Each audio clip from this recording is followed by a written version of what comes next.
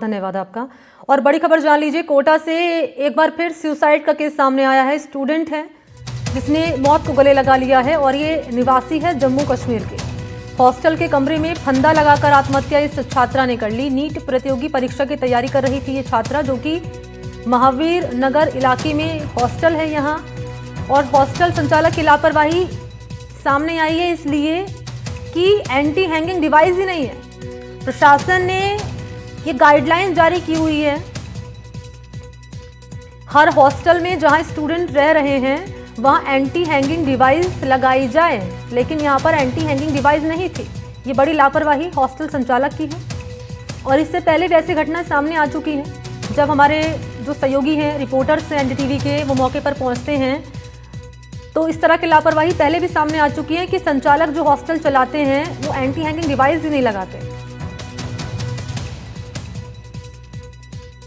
तो कोटा में सुसाइड के मामले नहीं थम रहे हैं। इससे जुड़ा हुआ एक मामला सामने आया, जिसको लेकर यहां तक कि बढ़ते सुसाइड मामलों को लेकर सुप्रीम कोर्ट भी टिप्पणी कर चुका है, फटकार भी लगा चुका है यहां तक कि प्रशासन को और सरकार को, कि जो मामले सामने आ रहे हैं इनको लेकर सख्त कदम क्यों नहीं उठाए जा रहे। ये कोर्ट की ओर से कहा गया।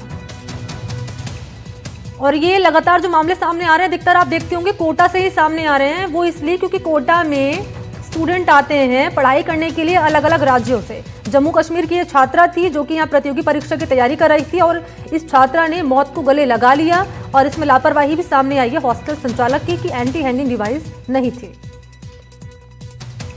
एक लड़की ने फांसी लगा ली है और आप अस्पताल पहुंचो, और एक नंबर दिया था जिस पर आप बात करें। उस नंबर में मैंने बात करी तो एक आशिक नाम का लड़का था, जिसने बताया कि इस लड़की ने फांसी लगा ली और MBA इस न्यू मेडिकल कॉलेज में लेकर के आए हैं। मैं वहाँ पहुँचा था, उस लड़की का नाम पता मालूम किया। जीशान नाम की लड़की थी जो कश्मीर की रहने वाली थी। यहाँ किसकी तैयारी कर रही थी सर? ये नीट की तैयारी करी थी पिछले साल से। कौन सी कोचिंग की तैयारी कर रही थी? ये हाँ, फिजिक्स वाला। फिजिक्स वाले में पिछले साल से करी थी, इस बार लाइब्रेरी में तैयारी कर रही थी।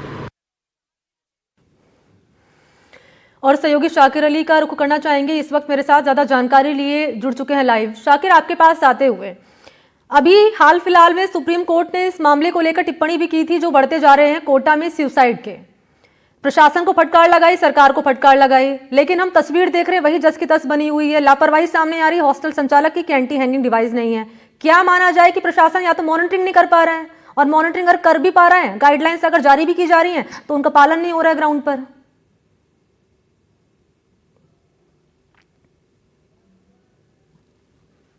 जी देखिए, बिल्कुल सुप्रीम कोर्ट ने अभी कुछ 2 दिन पहले ही फटकार लगाई है कोटा पुलिस को, और ये कहा है कि जो सुसाइड के मामले होते हैं उसमें FIR दर्ज क्यों नहीं की जाती, जांच क्यों नहीं की जाती, मृग दर्ज करके उसको क्यों छोड़ दिया जाता है। सरकार से भी जो है उन्होंने पूछा है कि किस तरह के इंतजाम किए गए हैं, जिस तरह से लगातार कोटा में कोचिंग स्टूडेंट के सुसाइड के मामले सामने आ रहे हैं। लेकिन इस बीच जो है एक और मामला सामने आया है। जम्मू कश्मीर के अनंतनाग जिले की रहने वाली छात्रा जो थी, नीट की तैयारी कर रही थी, जीशान जिसका नाम है, उसने कल रात जो है सुसाइड कर लिया। जिस कमरे में वो रह रही थी PG के, वहाँ पर एंटी हैंगिंग डिवाइस नहीं था। एंटी हैंगिंग डिवाइस को लेकर लगातार जिला प्रशासन की ओर से जो मॉनिटरिंग की जा रही है, जगह जगह जो नोडल अधिकारी बनाए गए हैं वो तमाम जगहों पर पहुँचते हैं, चेक भी करते हैं, नोटिस भी जारी करते हैं। सीज भी कुछ हॉस्टल और PG को किया गया था पिछले दिनों जब इस तरह की घटनाएं सामने आई थी। लेकिन ये जो मामला सामने आया, इसमें भी जो एंटी हैंगिंग डिवाइस मौके पर नज़र नहीं आया पुलिस को। पुलिस ने जिला प्रशासन को इस मामले में जानकारी दे दी है। अब इस पूरे मामले में क्या एक्शन जिला प्रशासन की ओर से लिया जाएगा PG संचालक के खिलाफ, ये भी देखना होगा। और जो सुसाइड का ये मामला सामने आया है, इसमें पुलिस की जांच जो है अब आगे बढ़ेगी, क्योंकि परिजन अभी कोटा नहीं पहुंचे हैं। शाम तक वो कोटा पहुंचेंगे, उसके बाद में स्थिति स्पष्ट होगी कि आत्महत्या की वजह क्या रही। क्योंकि जिस तरह का घटनाक्रम रहा है, जो जानकारी मिली है पुलिस से, उसके मुताबिक छात्रा किसी रिश्तेदार से बात कर रही थी फ़ोन पर, और उस दौरान वो नाराज़ हो रही थी, और इसके बाद वो अपने कमरे में चली गई। उसी रिश्तेदार ने फिर जो है कोटा में रहने वाली उसकी फ्रेंड को, उसी PG में रहने वाली उसकी फ्रेंड को फ़ोन करके बताया कि वो कोई गलत कदम उठा सकती है, उसको जा कर के देख लीजिए। जब तक वो पहुँचती, इससे पहले उसने अपना दरवाज़ा बंद कर लिया था और उसने जो है हैंगिंग खुद को कर लिया था। जब नीचे फ्रेंड उसकी पहुंची कमरे पर तो उसने देखा दरवाज़ा बंद है। उसने कोशिश की दरवाज़ा खुलवाने की, लेकिन उसने दरवाज़ा नहीं खोला। उसने बाहर जा कर के शोर मचाया तो पास में कंस्ट्रक्शन का काम चल रहा था, वहाँ पर कुछ मजदूर भी काम कर रहे जी। थे। तो वहाँ से लोग दौड़े और उनके पास जो गैस कटर की मशीन थी उसकी मदद से जो है दरवाजे को तोड़ा गया, उसको खोला गया। लेकिन जब तक बहुत देर हो चुकी थी, जब उसको हैंगिंग की से उतार करके अस्पताल ले जाया गया तो डॉक्टर्स ने उसको मृत घोषित कर दिया।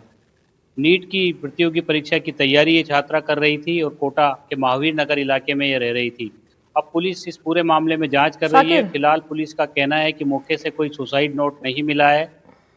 जब सुप्रीम कोर्ट ने फटकार लगाई थी प्रशासन को, सरकार को, तो एक उम्मीद ये जगी थी कि शायद अब कुछ इसका असर होगा और शायद जो मामले सामने आ रहे हैं इन पर कहीं ना कहीं हम देखेंगे कि लगाम लगेगी, यानी कि कम होंगे ये मामले। लेकिन हुआ कुछ नहीं है। आज फिर एक केस सामने आ गया। जम्मू कश्मीर की स्टूडेंट थी जो यहाँ पर आकर पढ़ाई कर रही थी और इसने यहाँ सुसाइड कर लिया। ज़रा आप ये बताएं कि तमाम गाइडलाइंस जारी की हुई है, लेकिन इसका पालन क्यों नहीं हो रहा है? एंटी हैंगिंग डिवाइस नहीं लगाई हुई है, कभी कुछ और मामला सामने आता है सुसाइड का तो वहाँ पर कोई और वजह निकलकर सामने आती है। मॉनिटरिंग सही से नहीं हो पा रही है, सख्ती नहीं बढ़ती जा रही है। आप क्योंकि कोटा में मौजूद हैं, आप लगातार ऐसे मामलों को कवर करते रहे हैं, क्या आपको नजर आता है, क्या लापरवाही, क्या खामियां?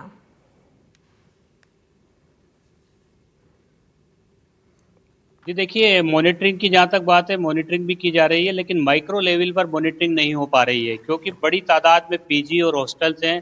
कोटा की अगर हम बात करें तो 3 लाख कमरे कोटा में हैं, जिसमें हॉस्टल्स और पीजी दोनों मिला लें 50,000 के करीब पीजी के कमरे हैं। तो जो टीमें हैं वो पूरी तरह से वहाँ तक नहीं पहुँच पाती है जहाँ जहाँ पीजी संचालित हो रहे हैं। पीजी के लिए अलग से गाइडलाइन भी जारी की। पिछले दिनों कलेक्टर ने पीजी संचालकों की भी बैठक की और तमाम चीज़ें जो गाइडलाइन की है वो उनको बताई गई। लेकिन उसके बावजूद क्योंकि मॉनिटरिंग प्रॉपर नहीं हो पा रही है, बहुत माइक्रो लेवल पर मॉनिटरिंग की ज़रूरत इसमें देखी जा रही है।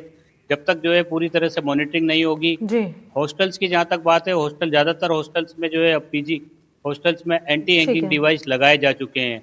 हॉस्टल संचालकों की एक एसोसिएशन भी है, उसमें कई सारे पदाधिकारी भी हैं, तो वो ज़्यादातर कलेक्टर की जो मीटिंग होती है उसमें शामिल भी होते हैं। लेकिन पीजी की ओर से कोई एसोसिएशन अब तक नहीं बनी हुई है, यानी कोई जिम्मेदार व्यक्ति पीजी की तरफ से नहीं है। ये भी नहीं पता चलता कि किसने अपने घर में पीजी शुरू कर लिया है, जिसके तो घर में पीजी 3 या एसोसिएशन 4 नहीं है, कमरे माइक्रो हैं। लेवल पर मॉनिटरिंग की जरूरत है। खामियां कई सारी हैं जो शाकिर यहाँ पर गिना रहे हैं, जिन पर काम करने की जरूरत है। बहुत शुक्रिया आपका शाकिर तमाम डिटेल्स देने के लिए।